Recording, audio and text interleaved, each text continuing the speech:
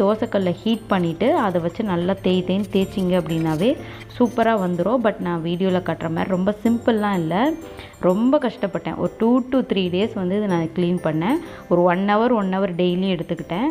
அப்படி க்ளீன் பண்ணதுக்கப்புறம் தான் இந்த மாதிரி வந்தது. இதை வந்து நீங்கள் க்ளீன் பண்ணுறதுக்கு போது நீங்கள் தோசைக்கல்லை ஹீட் பண்ணிவிட்டு கவுண்டர் டாப்பில் வச்சு நல்லா ஸ்க்ரப் பண்ணுங்கள். அந்த கிளாஸ் டாப் ஸ்டவ் மேலே நீங்கள் வச்சு க்ளீன் பண்ணிங்கன்னா அடுப்பு வந்து டேமேஜ் ஆகும்.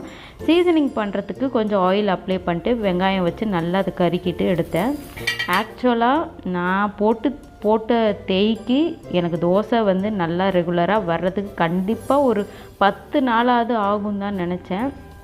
அதுக்காக ஃபஸ்ட்டு ஒரு ட்ரையல் ஒரு ஊத்தப்பம் மாதிரி ஊற்றி பார்ப்போம், கண்டிப்பாக வராது. ஒரு 10 நிமிஷமாவது போட்டு பிச்சுக்கிட்டு இருப்பேன்னு நினச்சேன். ஆனால் வெரி ஷாக்கு. அப்படியே லட்டு மாதிரி வந்தோடனே பயங்கர ஷாக் ஆகிட்டேன். எப்படி இவ்வளோ தேய்ச்சோமே 3 நாளாக போட்டு